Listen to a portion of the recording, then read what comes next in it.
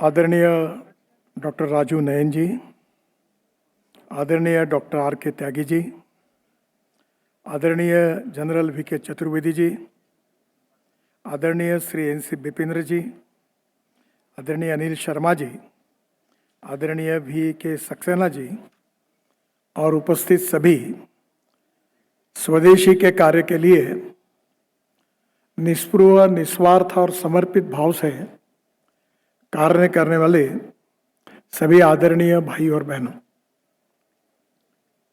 मुझे आज इस कार्यक्रम में आपके साथ सहभागी होने का मौका मिला।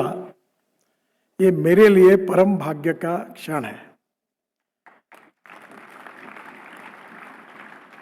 क्योंकि संघ के स्वयंसेवक के नाते और विद्यार्थी परिषद के कार्यकर्ता के नाते मैंने एक बहुत बड़ा लंबा सोशियो इकोनॉमिक ट्रांसफॉर्मेशन देखा और मुझे लगा कि अपने विचार परिवार में ये सब विषयों को पहुंचाने की आवश्यकता है।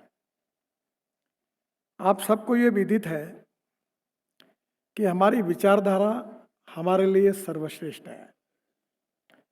एक फिलोसोफर ने सही कहा है कि पर्सन एंड पार्टी, इसमें पार्टी मीन्स संगठन, संगठन महत्वपूर्ण है, एंड पर्स एंड पर्सन, इसमें पर्सन महत्वपूर्ण है, पर्सन और पार्टी, इसमें पार्टी महत्वपूर्ण है, और पार्टी और फिलॉसफी, इसमें फिलॉसफी, विचारधारा, कन्विक्शन सबसे महत्वपूर्ण है।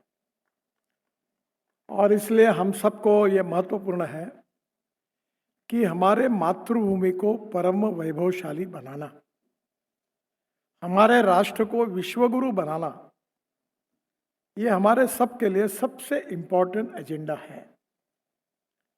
और इसलिए इस एजेंडा का विचार करने के लिए हम हर बार ये कहते हैं कि राष्ट्रवाद हमें सर्वोपरि है।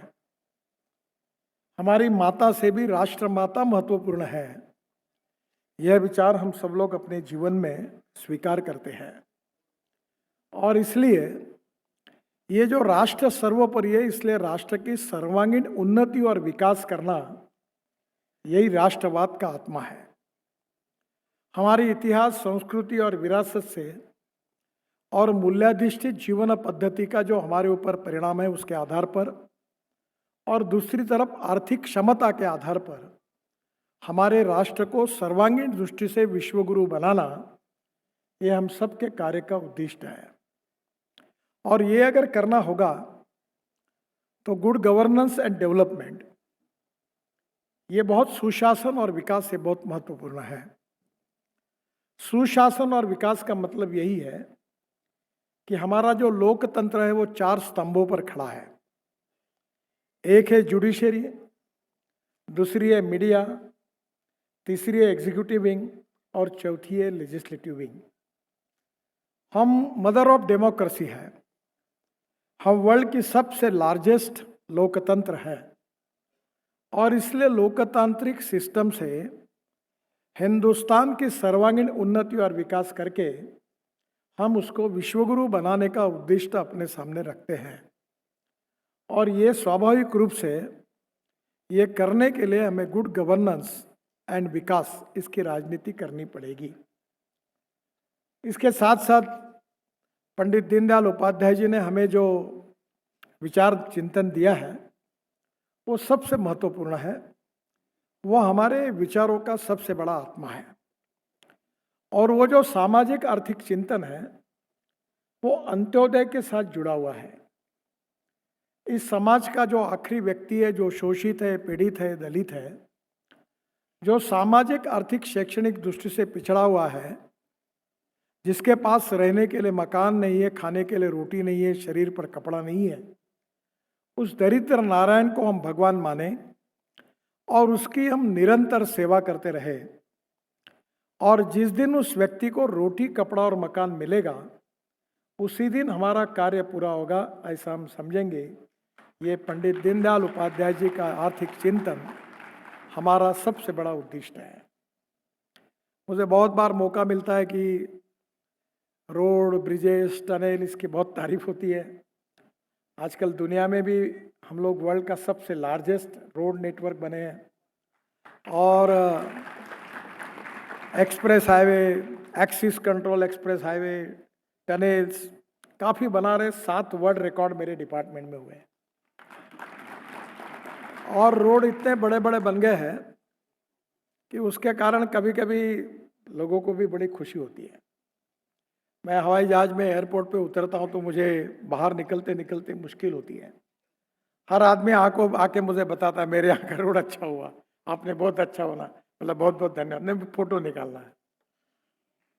तो ये जो प्रेम मिला है ये हुआ है। पर इस बार मैं बीबीसी में गया था और उनने मुझे पूछा कि आपके जीवन में सबसे अच्छा कार्य कौन सा हुआ है जो आपको लगता है। तो मैंने उनको ये कहा कि मेरे जीवन में सबसे अच्छा कार्य कोई होगा तो मेरे बचपन में मैं एक साइकिल रिक्शा में बैठकर मेरी माँ के साथ मामा के घर जाता था। तो हमारे यहाँ नागपुर से मैं हूँ, वहाँ एक तिलक पुतला है और चढ़ाव है ऐसा।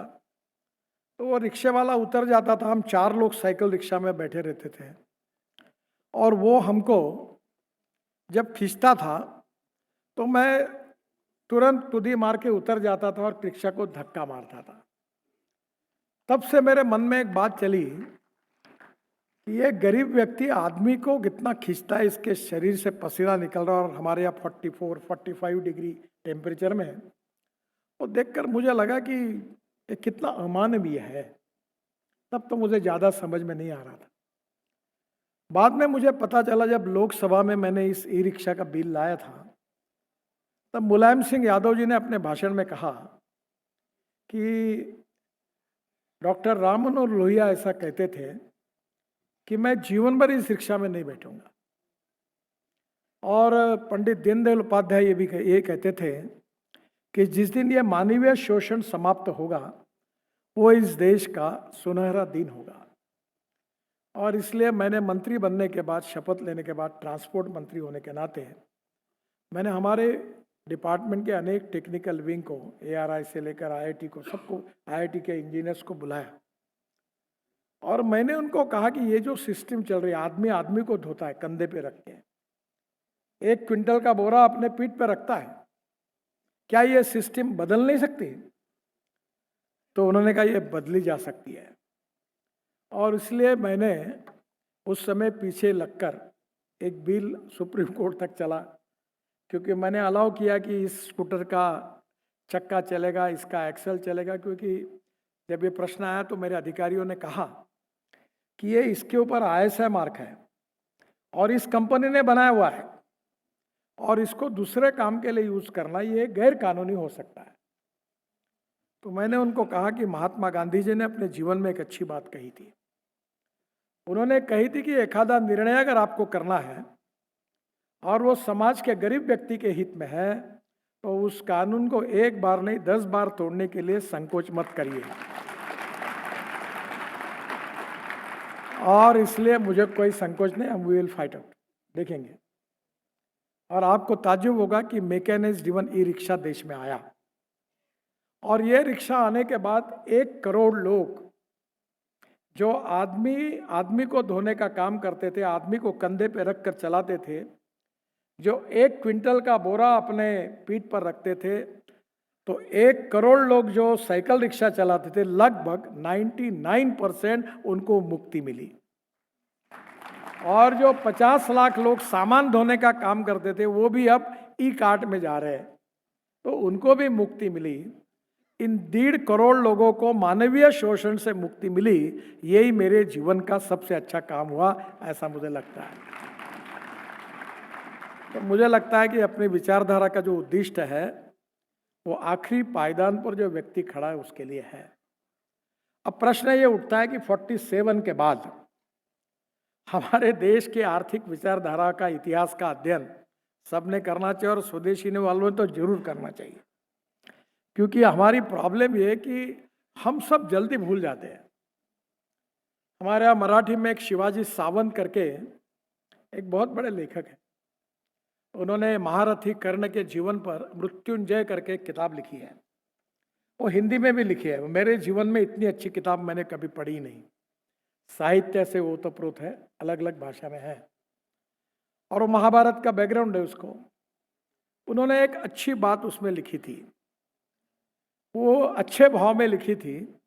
वो एक फिलॉसॉफी थी, विस्मृति ये भगवान ने व्यक्ति को दी हुई सबसे बड़ी देन है। भूल जाना, कटु इतिहास होता है, कटु स्मृतियां होती है, कभी दुख और दर्द के प्रसंग होते हैं, उनको भूलना चाहिए। तो ये बहुत सही है। पर अंग्रेजों की एक बहुत ही अच्छी बात थी, आप कभी इंग्लैंड जाओगे तो जहां जहां जाओगे आप, शेक्सपियर के घर पे जाओ, कहीं भी जाओ, तो कौन से तारीख को उसने डायरी में क्या लिखा हुआ है वहां लिखा हुआ है। यानी हमारे यहाँ लगभग ये बात नहीं होती, पर यह अंग्रेजों से सीखने लायक है कि धीरे उनको पूरा इतिहास लिखा हुआ रहता है और इसलिए इतिहास उनको पता रहता है। मैं 1975 के इमरजेंसी का प्रोडक्ट हूँ। मैं 11वीं में था, इमरजेंसी लग गई, और लगने के बाद मैं संघ के स्वयंसेवक के रूप में, हमारे बहुत पुराने प्रचारक थे एक बापू महाशब्द करके, उनका एक व्यवसाय था, साइक्लोस्टाइल मशीन पर वो मशीन ये निकालते थे पॉम्पलेट। तरुण भारत में संपादक थे, बहुत अच्छे स्वयंसेवक थे। एक मराठी में गीत है, असू आम्ही सुखाने पत्थर पायातील मंदिर उगविणे हेच आमुचे शील, ये गीत उन्होंने किया था। बहुत समर्पित स्वयंसेवक थे। तो फिर मैं उनके यहाँ से एक साइक्लोस्टाइल मशीन लेकर, एक हमारे दूसरे प्रचारक थे, उनके साथ, हमारा घर पुराना था, बाड़ा था, गड़करी बाड़ा, तो पता ही नहीं चलता था कहाँ से घुसना और कहाँ से निकलना। तो मेरा घर सिलेक्ट हुआ था, तो हम लोग वो मशीन पर वो इंक डाल के पत्रक निकालते थे और 100 कॉपी गिन कर वो एक एक जगह पहुंचाने का काम करते थे। तब वो मेरी शुरुआत हुई संघर्ष में, राजनीतिक काम में तो नहीं, पर इमरजेंसी के संघर्ष में। तो स्वाभाविक रूप से मैं अब मेरे लड़के को पूछता हूँ, वो भी है, उसका एज काफी है, इमरजेंसी उसको कुछ मालूम नहीं, और इमरजेंसी के मालूम नहीं कि इतने अपने लोग लोकतंत्र के लिए जिन्होंने अपने जीवन को समर्पित किया, कितने परिवार बर्बाद हुए, कितने घरों पर, परिवारों पर क्या गुजरी होगी। मेरे मामा जेल में थे, और जब वो मेरे ग्रैंडफादर मर गए तो मैं उनका पैरोल करते करते हालत खराब हो गई, उनकी डेड बॉडी घर पे पड़ी थी। मैं जेल पे गया तो उसने कहा 5 बज गए, कल आओ सूर्योदय होने के बाद, तब तक जेल बंद है। मैं पेड़ के नीचे बैठा था, सुबह 5 बजे के बाद देख रहा था कि कब सूर्योदय होगा। जब सूर्योदय हुआ तब गया, तब उसने मेरे कागज लिए, तब मामा के वो पैरोल पे बाहर छूटे, तो उनको अमरावती लेके गया, तब उनका अंतिम संस्कार हुआ। ऐसे अनेक परिवारों में कितने लोग जेल में गुजर गए, आर्थिक दृष्टि से बर्बाद हुए, इमरजेंसी के खिलाफ संघर्ष किया, जेल में गए। मीसा के अंदर लोग थे, वो मीसा इतना प्रसिद्ध था कि सुप्रीम कोर्ट में, हमारे सुप्रीम कोर्ट के जस्टिस ने, नीरेन डे करके अटॉर्नी जनरल थे, उनको पूछा कि अगर कोई पुलिस वाला कोई सामान्य व्यक्ति को गोली मार देता है तो उसको न्याय मांगने का अधिकार नहीं है क्या? तो नीरेन डे जो थे उन्होंने जवाब दिया था, सॉरी मिलॉर्ड, इमरजेंसी चल रही है, तो गोली भी मार देगा तो भी उसको न्याय मांगने का अधिकार नहीं।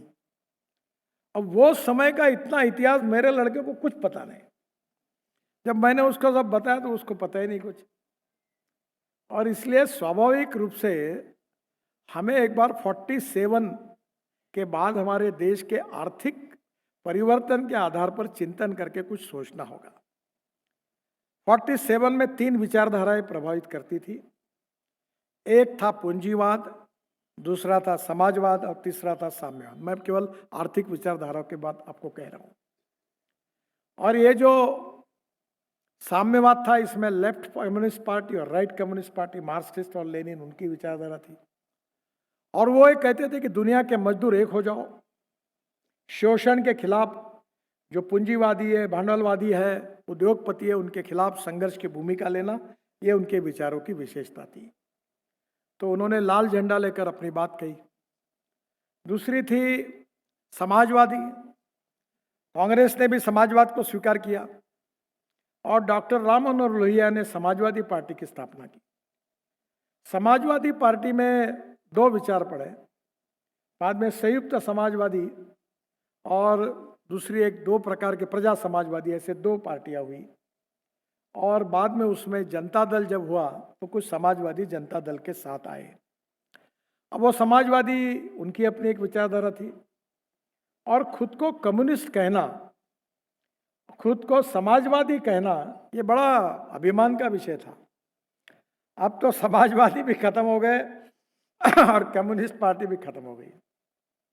समाजवादी अभी पहले बहुत थे, तो मैं मजाक में कहता था एक दिल के टुकड़े हुए हजार, कोई यहाँ गिरा कोई वहां गिरा, ऐसे झगड़ा करते थे कि दो समाजवादियों की तीन पार्टियां होती थी, एक की, एक दूसरे की, और तीसरी दोनों मिलकर एक।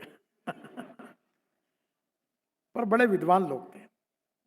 जॉर्ज फर्नांडिस साहब के साथ उनका मेरे ऊपर बहुत प्रेम था, बहुत जीवन में उनसे सीखने के लिए। मैं आज भी उनको जीवन में अपने आइकॉनिक लीडर मानता हूँ। बहुत ईमानदार, कर्मठ, तपस्वी, त्यागी, कोई यही नहीं, उनके लिए शब्द ही नहीं है। पर वो कहते थे कि हमारी पार्टी में कब क्या होगा भरोसा नहीं होता। तो समाजवादी पार्टी भी खत्म हो गई, और कम्युनिस्ट पार्टी जो थी, ये भांडवलवादी पार्टी थी, पूंजीवादी। उसमें गुजरात में उस समय आपको मालूम है स्वतंत्र पार्टी थी, सी राजगोपालाचारी उसमें थे पहले, और वो कैपिटलिस्ट थिंकिंग की थी। जो अमेरिकन साम्राज्यवादी कैपिटलिस्ट थिंकिंग था उसको सपोर्ट करने में वो थे। लिबरल इकोनॉमी और कैपिटल थिंकिंग, ये उनका मुख्य विशेषता थी। समय के साथ वो भी खत्म हो गई। तो साम्यवादी जो थे वो भी ऐसी स्थिति आ गई कि मैं जब भारतीय जनता पार्टी का अध्यक्ष था तो एक पार्टी का डेलीगेशन मुझे चाइना के कम्युनिस्ट पार्टी के अध्यक्ष ने बुलाया था, और हम लोग गए थे। रामलाल जी मेरे साथ थे, वसुंधरा जी थी, बहुत बड़ा डेलीगेशन था। और हमको लगा कम्युनिस्ट पार्टी ने लाल झंडा, तो लाल झंडा था।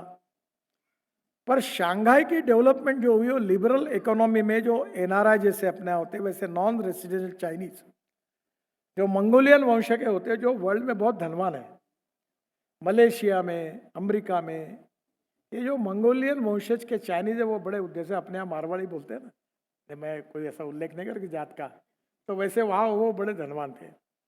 तो उनकी कैपिटल इन्वेस्टमेंट को लिबरल अप्रोच में चाइना ने ओपन किया, तो शंघाई में डेवलपमेंट शुरू हुई और पूरा बाहर से पैसा आया। और खुद को कम्युनिस्ट कहने वाले चाइना ने लिबरल इकोनॉमी को स्वीकार किया और कम्युनिस्ट विचारधारा को लगभग छोड़ दिया। इसमें वो कम्युनिस्ट विचारधारा में नहीं बैठता।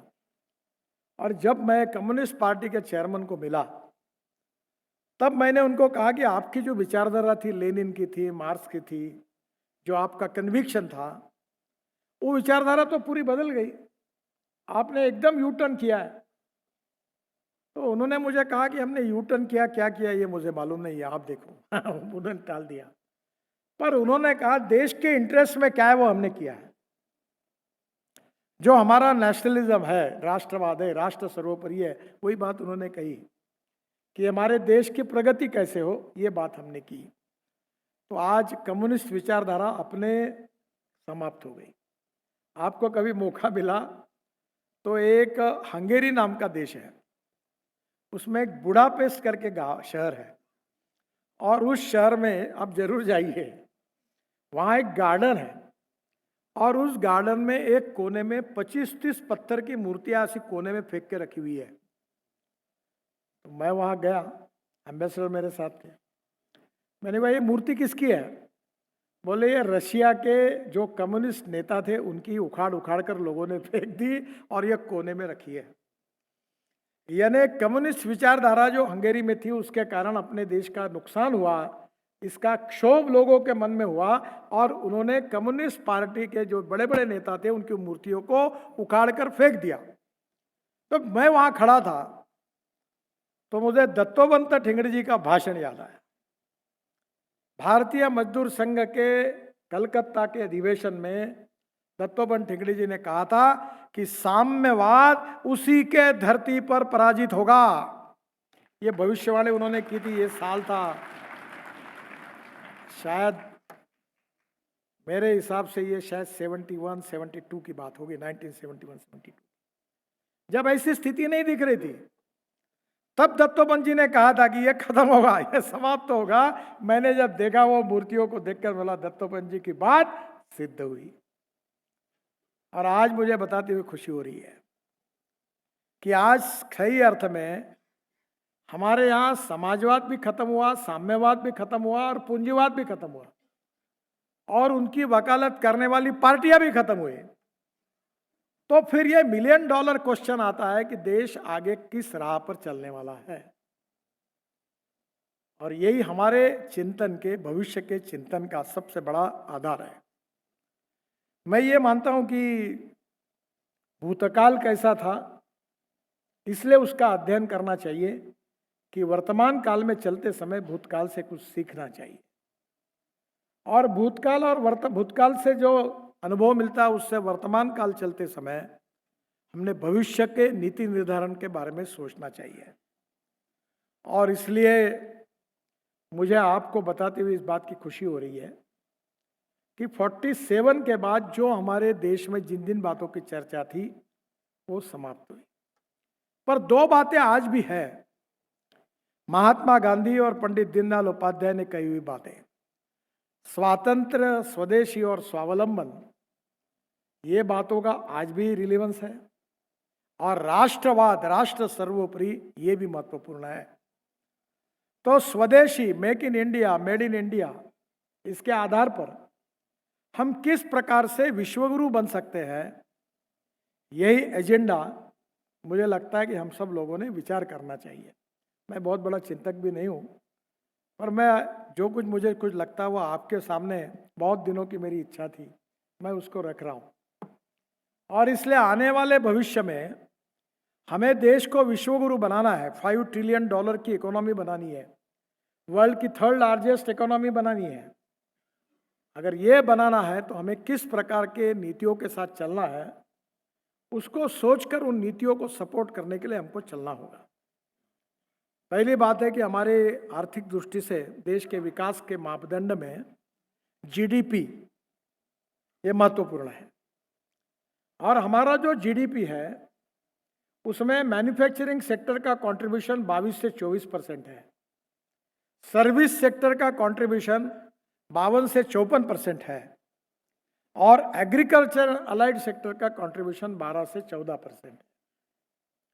जब हमें स्वाधीनता मिली तब महात्मा गांधी ये कहते थे कि भारत गांवों में बसता है। तब 90% पॉपुलेशन जो थी वो गांव में थी, और आज 30% पॉपुलेशन माइग्रेट हो गई है।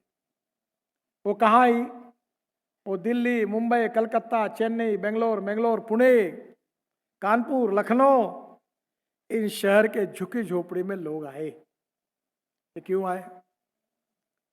कोई खुशी से नहीं आता, इसलिए आए कि 47 के बाद हमने रूरल, एग्रीकल्चर और ट्राइबल और जल, जमीन, जंगल, जानवर से संबंधित जो क्षेत्र है उसको निगलेक्ट किया। वहां विकास ही नहीं हुआ, रोजगार नहीं मिले। स्कूल की बिल्डिंग है तो टीचर नहीं, टीचर है तो बिल्डिंग नहीं, दोनों है तो विद्यार्थी नहीं, तीनों है तो पढ़ाई नहीं।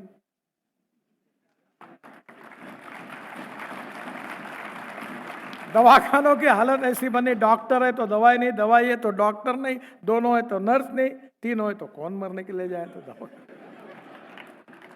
रोड की हालत भी खराब। जब अटल बिहारी वाजपेयी देश के प्रधानमंत्री बने तब मैं महाराष्ट्र में मंत्री था, और मैं उस समय मुंबई में 55 उड्डान पुल और वो समुंदर में जो वर्ली बांद्रा सी लिंक प्रोजेक्ट है वो बनाने का, और मुंबई पुणे एक्सप्रेस हाईवे बनाने का सौभाग्य मुझे मिला। तो उस समय अटल जी ने मुझे बुलाया। बड़ा बोलने में उनकी अपनी एक स्टाइल थी। मैं बड़ा 32 साल का था। बोले, नितिन, इस शहर में तूने बहुत काम किया, अब इसको छोड़ दो। मतलब क्या करूं? तब प्रधानमंत्री थे। उन्होंने कहा कि इस देश के गांवों को जोड़ने के लिए एक योजना बनानी है। मैं तुम्हारी अध्यक्षता में तुमको ये काम देता हूं, जितने जल्द होगा इसका रिपोर्ट मुझे दो, और मुझे इन गांवों को जोड़ने वाली योजना तुरंत तैयार करके दो। उस समय सुंदरलाल पटवा ग्रामीण विकास मंत्री थे। वो मुंबई में मलबार हिल पर मैं रहता था, मेरे घर पर रुकते थे। पटवा जी के मेरे घनिष्ठ संबंध थे। तो पटवा जी ने वाजपेयी जी को ये बात कही और वाजपेयी जी को सुधेंदु कुलकर्णी करके जो उनके उस समय पीएस थे, उन्होंने मुझे फ़ोन किया, मुझे बुलाया और वो मेरे पीछे पड़े। और वाजपेयी जी ने मुझे बात जब कही तो मैंने 6 महीने काम किया। नाबार्ड के चेयरमैन थे, मेरे साथ रिजर्व बैंक के डिप्टी गवर्नर थे। मैं बड़ा यंग था, थोड़ा एग्रेसिव था पहले। मैं संघ का स्वयंसेवक होने के बाद भी मैं स्टूडेंट लीडर था यूनिवर्सिटी में। ठोक पीट दो प्रकार के थे, कोई चिंतक और बुद्धिमान लोग थे और कुछ ठोक पीट करने वाले क्लास में। मैं ठोक पीट वाले क्लास में था। तो स्वाभाविक रूप से तो मैं बड़ा आक्रामक थिंकिंग का था।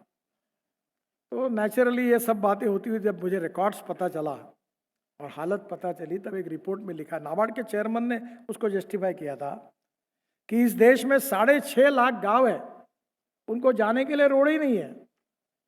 5-10% गांव में रोड है और इसलिए अगर ये रोड बनेंगे तो देश का कम से कम 1,10,000 करोड़ का जीडीपी बढ़ेगा। मुझे लगता है कि मेरा समय कितना है बता दीजिए। हाँ हाँ, तो 1,10,000 करोड़ का जीडीपी बढ़ेगा। जब मुझे ये बताया गया तब मुझे बड़ा दुख हुआ कि दूध आता है गांव में, शहर में नहीं जा सकता, फल फूल सब्जी नहीं जा सकती, बच्चे स्कूल में नहीं जा सकते। तब मुझे लगा कि ये बड़ा अन्यायपूर्ण है। मैंने रिपोर्ट तैयार किया और रिपोर्ट वाजपेयी जी को दिया। वाजपेयी जी को देने के बाद एक बड़ी मीटिंग हुई। अडवाणी जी, वाजपेयी जी दोनों थे और उस समय नीति आयोग के एक सीईओ थे।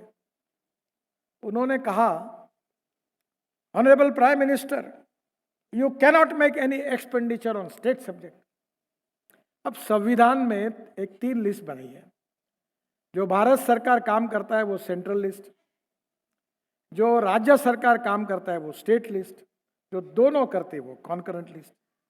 तो गांव को जोड़ना ये काम ये स्टेट लिस्ट में है और इसलिए you cannot make any expenditure on state list. Vajpayee ji चुप बैठ गया। फिर मैं भी चुप बैठ गया। मैं पटवा जी को कहा, ये अटल जी ने उसको बोलना चाहिए था कि सर, कभी मैं अपने सेक्रेटरी को बोलता हूँ, सरकार मेरे दिमाग से चलेगी, तुम्हारे नहीं। मैं बोलूँगा वैसा चलेगा। तुमको लगता है तो तुम लिख दो फाइल पर, ये करने से इतना नुकसान होगा, तुमने तुम्हारा कर्तव्य पार किया, बाकी फाइनली मैं कहूँगा वैसी चलेगी सरकार। मुझे लगा कि अटल जी कुछ कहे। फिर मैं 15 दिन के बाद फिर एक बार गया तो अटल जी और मैं, पटवा जी दोनों साथ थे। तो अटल जी नाराज होकर मुझे बोले, अरे ये होता क्यों नहीं? तो मैंने कहा, नीचे मुंडी डाल के बोला, मैं थोड़ी देश का प्रधानमंत्री हूँ, आप बताएं क्यों नहीं होता। तो उन्होंने बताया क्या कारण है। मैंने बोला, वो तुम्हारा ऊंट, पटवा जी उसको ऊंट कहते थे, उच्च अधिकारी रहे, ऊंट आड़ा पड़ता है। बोले क्या मतलब? बोले वो काम ही नहीं करने देता। मैंने बोला, अटल जी उसको नहीं चुनाव लड़ना, आपको लड़ना है। आप जब तक ये नहीं बोलोगे कि ये होना चाहिए, तो कानून तोड़ो, होगा स्टेट लिस्ट में। आप कुछ भी कह सकते हैं, आप क्यों डरते? आप बोलोगे तो हो जाएगा, मैं बोलो तो हो जाएगा। बोले हो जाएगा। बोले उसको। सुधेंद्र कुलकर्णी उनके साथ थे, वो समझ गए बात को। उन्होंने उसको बुलाकर पहले ब्रीफ किया और वो आई और ना, मुझे ये योजना करनी है, मुझे आपके आर्गुमेंट नहीं सुनना है, और आप ये जो रिपोर्ट है ये लो और योजना को डिक्लेयर करो। और उस योजना का नाम था प्रधानमंत्री ग्राम सड़क योजना। और हिंदुस्तान के इतिहास में पहली बार 6.5 लाख गांव में से आज तक 4.5 लाख गांव अगर मजबूत रोड से जोड़े गए हैं, तो इसका श्रेय अगर किसी को है तो अटल बिहारी वाजपेयी जी को है।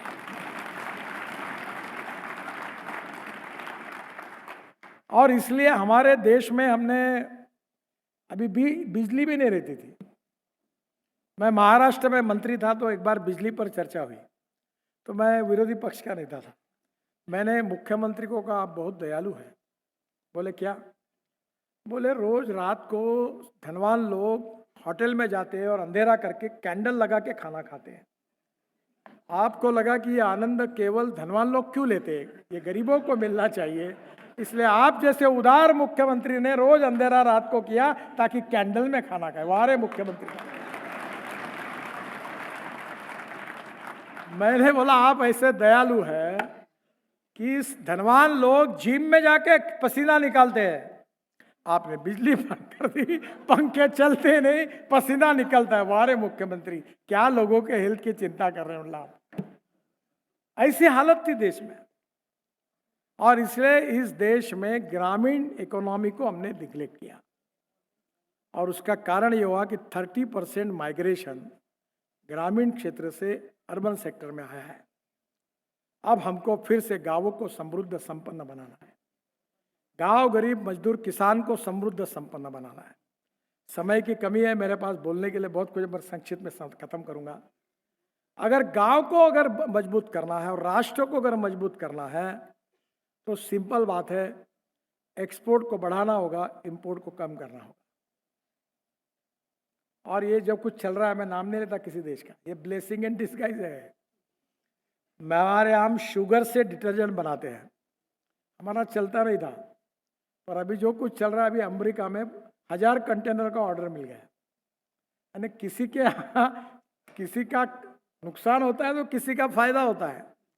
डिमांड एंड सप्लाई सही है। डिमांड जिस प्रकार से हम ग्लोबल इकोनॉमी में हैं, अब कॉर्न का भाव अमेरिका तय करती है, सोयाबीन का भाव अर्जेंटीना तय करती है, तेल का भाव जैसे आज मक्के का भाव जैसे अमेरिका तय करती है, तो सोयाबीन का अर्जेंटीना तय करती है। इधर इंडोनेशिया और मलेशिया से तेल आता है, उनका भाव तय होता है, तब हिंदुस्तान में तय होता है। क्रूड ऑयल का भाव हमारे पास नहीं, ओपेक तय करता है। हम ग्लोबल इकोनॉमी में और डिमांड एंड सप्लाई के साथ, आवश्यकता तो है स्वदेशी में। इसमें सबसे अच्छा उदाहरण मैं बताऊंगा जो मेरे जीवन का बहुत अच्छा पार्ट है, कि वो ये है कि 22 लाख करोड़ रुपए का फॉसिल फ्यूल का इंपोर्ट है देश में। और मैं जब यंग था तो सुदर्शन जी के पास जाता था, तो सुदर्शन जी मुझे लेके बैठते थे और एक एक घंटा समझाते थे कि किसान बिजली कैसे तैयार कर सकता है, किसान इथेनॉल से गाड़ी कैसे चल सकती है, सीएनजी कैसे बना सकता है। खूब बातें, और मेरा भी इंटरेस्ट था। और सुदर्शन जी को दुर्भाग्यवश ये बातें ऐसी जो आउट ऑफ बॉक्स बातें होती ना, उसको कोई विश्वास ही नहीं रखता। प्रॉब्लम यह है कि सीधी बात पर विश्वास रखते हैं, आउट ऑफ बॉक्स पर रखने में मुश्किल होती है, तो उनकी बात को गंभीरता से नहीं लिया गया। पर मेरे मन में वो बात लग गई कि ये 22 लाख करोड़ जो इंपोर्ट हो रहा देश से, 22 लाख करोड़ बाहर जा रहे, ये इसका अल्टरनेटिव फ्यूल और बायो फ्यूल में अगर उपयोग होगा तो इस देश के गांव गरीब मजदूर किसान समृद्ध संपन्न होंगे, आत्मनिर्भर भारत बनेगा और देश का इतिहास बदल जाएगा। 22 लाख करोड़। और तब मैं उस तब से पीछे पड़ा 2004 से। It is a part of my life mission. मैं पेट्रोल डीजल सब आप तक करने के पीछे पड़ा हूँ। मेरे पास आज आया हूँ 100% इथेनॉल की इनोवा गाड़ी है टोयोटो की, जो ज्वारी, मक्का, बाजरी, शुगर केन जूस, मोलाइसेस, बाम्बू, परली से बनता है, उससे आई है 100%। और उसमें 60% बिजली तैयार होती है। वो जापान की गाड़ी है टोयोटो, अपनी इनोवा टोयोटो की। और ये गाड़ी आज हिंदुस्तान में ऐसी 11 कंपनियां फ्लेक्स इंजन की गाड़ियां बना रही है। Bajaj, TVS, hero Honda scooter बना रही है। अब पेट्रोल गायब हो जाएगा, पूरा 100% पेट्रोल को इथेनॉल रिप्लेस करेगा। अब 20% पेट्रोल में डाल रहा है। अब ग्लोबल अलायंस बन गई है G20 देशों में। और मेरे गाड़ी का खर्चा आता है, पेट्रोल का हिसाब पकड़ा जाए तो पेट्रोल का भाव 25 रुपए लीटर होगा। Import substitute, cost effective, pollution free और इंडिजिनियस। ये परली जो जलाते, जिसके कारण दिल्ली में अभी पानीपत में एक प्लांट शुरू हुआ है इंडियन ऑयल का, बहुत पीछे लगा था मैं उसके। क्या है, टोटल पंजाब हरियाणा मिलकर 220 लाख टन परली होती है। परली जला देते हैं।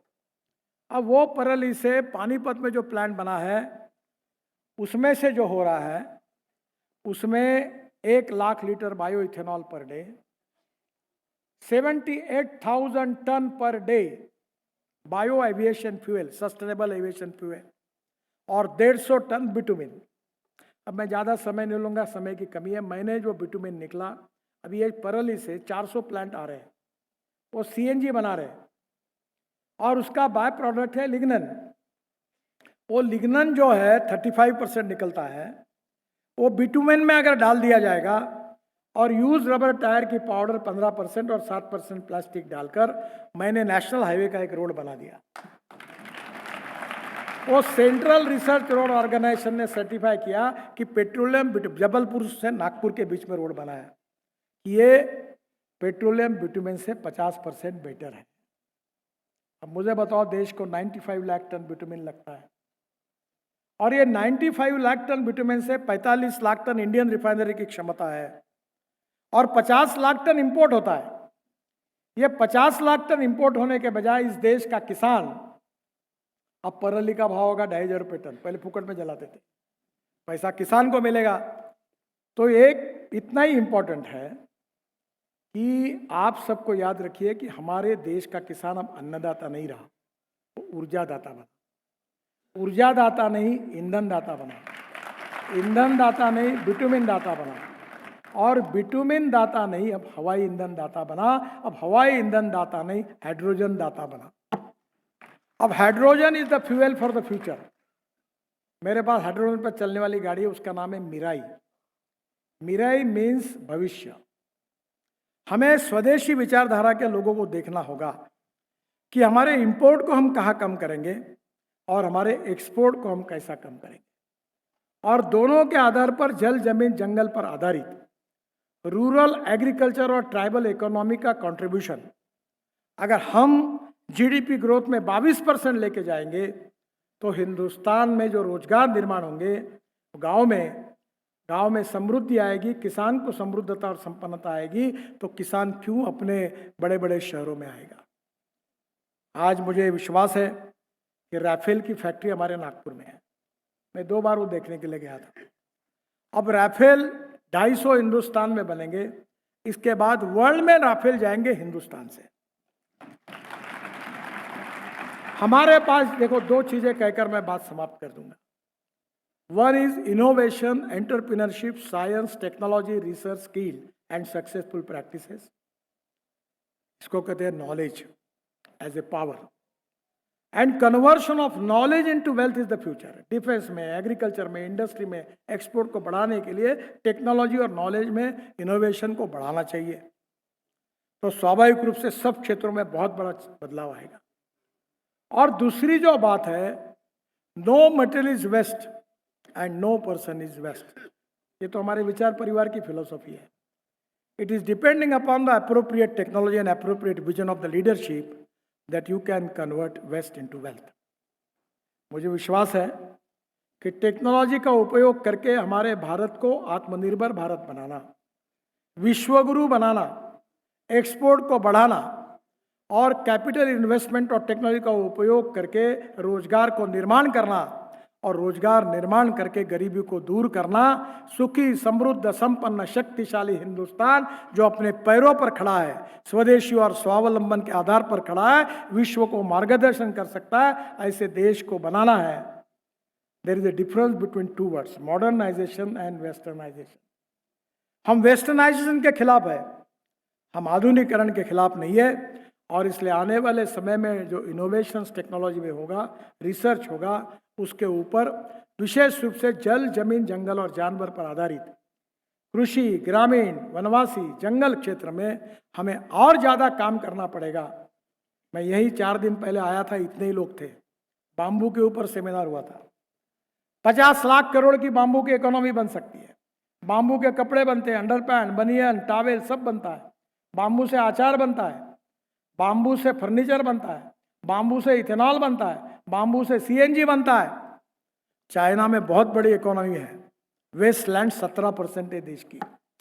अगर बाम्बू लगाएंगे तो देश की इकोनॉमी में गरीब वनवासियों को कितना पैसा मिलेगा।